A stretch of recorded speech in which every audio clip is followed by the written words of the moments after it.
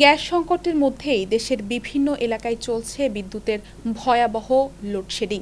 শহরের তুলনায় গ্রামের মানুষের এর ভোগান্তি পোহাতে হচ্ছে বেশি।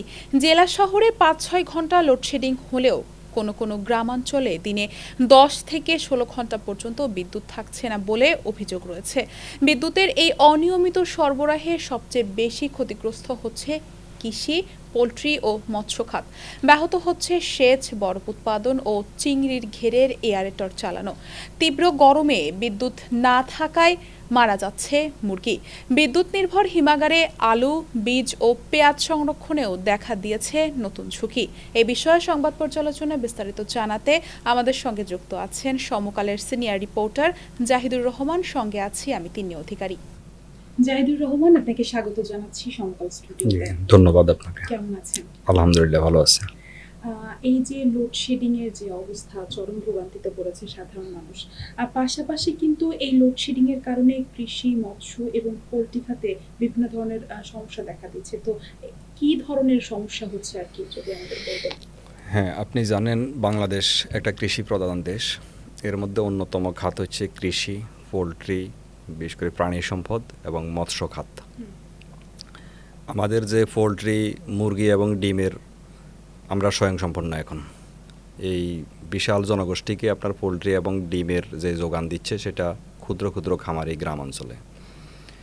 তো গ্রামে এখন কোথাও কোথাও 12 থেকে 15 ঘন্টা পর্যন্ত লোডশেডিং হয় এবং পোলট্রি ফার্মগুলো আপনার বেশিরভাগই হলো বিদ্যুৎ ছাড়া কোনোভাবে চলার সুযোগ নেই। সাম্প্রতিক সময়ে আপনার এই গরমের কারণে অনেক খামারে, আমরা বিভিন্ন জায়গায় খামারিদের সঙ্গে কথা বলেছি সারা বাংলাদেশের প্রত্যন্ত এলাকায়, সেখানে আপনার মুরগি মারা যাচ্ছে, ডিম নষ্ট হয়ে যাচ্ছে, যার কারণে বড় ধরনের ক্ষতির সম্মুখীন হচ্ছে পোলট্রি খামারিরা এবং ডিমের উৎপাদন কমে যাচ্ছে, মুরগির উৎপাদন কমে যাচ্ছে এবং বাজারে এটার একটা প্রভাব পড়তেছে। এর বাইরে যদি আপনি মৎস্য খাত বলেন, মৎস্য খাতে দুই ধরনের, একটা হচ্ছে নদীতে মাছ ধরে, আর এর বাইরে আপনার অনেকের খামার আছে, মৎস্য খামার। এর বাইরে আপনার হ্যাচারি আছে, চিংড়ি রপ্তানি হয় আমাদের বাংলাদেশ থেকে। বিশেষ করে 105টি রপ্তানির যোগ্য চিংড়ি খামার আছে বাংলাদেশে। এর সিংহভাগ হচ্ছে খুলনা অঞ্চলে। তো চিংড়িতে যেটা সমস্যা হচ্ছে, এটা প্রতিনিয়ত অক্সিজেন দিতে হয় হ্যাচারিগুলোতে, সেটা বিদ্যুতের সাহায্যে। এই 12 থেকে 15 ঘন্টা লোডশেডিংয়ের কারণে চিংড়ির যে হ্যাচারিগুলো, এগুলো অলরেডি অনেক হ্যাচারি এখন বন্ধের পর্যায়ে চলে গেছে। এর বাইরে আমাদের এখন ইলিশের মৌসুম চলছে, বাজারে কিন্তু ইলিশের দাম অনেক বেশি এবং ক্রাইসিস। এটার মূল কারণ হচ্ছে আপনার আমাদের যে ট্রলারগুলো, ইঞ্জিন চালিত ট্রলারগুলো যখন আপনার গভীর সমুদ্রে যায় তখন কিন্তু বরফ নিয়ে যেতে হয়, কিন্তু এখন বরফের সংকট। বিশেষ করে আবার যে মাছগুলো তারা ঘাটে আনে ধরে, সেখানে বরফ দিয়ে সংরক্ষণ করতে হয়। এখন যে বরফের যে কারখানাগুলো আছে উপকূলীয় এলাকায়, বিশেষ করে পটুয়াখালী, নোয়াখালী, চাঁদপুর কিংবা কক্সবাজার, সেখানে বরফ কারখানাগুলো এখন অচল হয়ে আছে। কারণ এক একটা বরফ কারখানার জন্য পার ডে বরফ উৎপাদনের জন্য 15 থেকে 16 ঘন্টা বিদ্যুৎ লাগে, কিন্তু সেখানে 15-16 ঘন্টা বিদ্যুতেই থাকে না। সেই ক্ষেত্রে বরফ উৎপাদন করা যাচ্ছে না। যেটুকু উৎপাদন করা যাচ্ছে সেটারও দাম অনেক বেশি। যে বরফের একটা ক্যানের দাম ছিল 200 টাকা, সেটা এখন 500 টাকা হয়ে গেছে, যার কারণে আপনার সাগরে মাছ ধরতে যাওয়ার সাহস করছে না জেলেরা। এটা হচ্ছে পোলট্রি, মৎস্য এবং আর কৃষিতে যেটা হচ্ছে, কৃষিও আমাদের কিন্তু বিদ্যুৎ নির্ভর। কৃষির যে ক্ষুদ্র ক্ষুদ্র যে কারখানাগুলো আছে, বিশেষ করে কৃষি পণ্য উৎপাদন করে বা কৃষির যে বীজগুলা সংরক্ষণে রাখে, বাংলাদেশ কৃষি উন্নয়ন কর্পোরেশনের অনেকগুলো বীজের খামার আছে। সেই বীজের খামারগুলো কিন্তু আপনার বীজ যেখানে সংরক্ষণ রাখে সেটা কিন্তু হিমাগারে সংরক্ষণ রাখে বীজগুলো। সেই হিমাগারগুলো এখন বীজ নষ্ট হয়ে যাচ্ছে।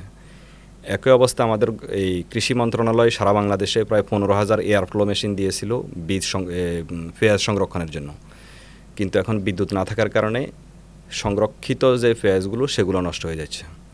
এরপরে উত্তরবঙ্গ সহ বিভিন্ন এলাকায় যে আলুর হিমাগার আছে, সে আলুর হিমাগারগুলোতে আলু নষ্ট হয়ে যাচ্ছে। এর বাইরে এগ্রিকালচারের সারা বাংলাদেশে বেশ কিছু ল্যাব আছে, সে ল্যাবগুলো অচল পড়ে আছে। সব মিলিয়ে বিদ্যুতের ধাক্কা শুধু মানুষের জনজীবন না, আমাদের যে কৃষি প্রধান বাংলাদেশ, সেখানে কৃষি, মৎস্য এবং পোলট্রি খাতে বড় ধরনের ধাক্কা লেগেছে এবং এটা গ্রামীণ অর্থনীতিতে বড় ধরনের প্রভাব পড়েছে। এই সংকটের কারণে উৎপাদন খরচ যদি বাড়ে, অবশ্যই বাড়ার কথা, কারণ যেভাবে সংকট তৈরি হয়েছে, তো সেই প্রভাবটা বাজারে কিভাবে পড়বে? জি, বাজারে অলরেডি প্রভাব পড়ে গেছে। আপনি দেখবেন এখন সবজি কিনতে ১০০ টাকার নিচে কোনো সবজি নেই। ডিমের দাম বেশি, মুরগির দাম বেশি এবং প্রত্যেকটি মাছের দাম বেশি। ইলিশের দাম তো এখন আকাশ ছোঁয়া। আপনি ১ কেজির একটা ইলিশ, ১২০০ গ্রামের একটা ইলিশ ২৫০০ টাকার নিচে পাবেন না।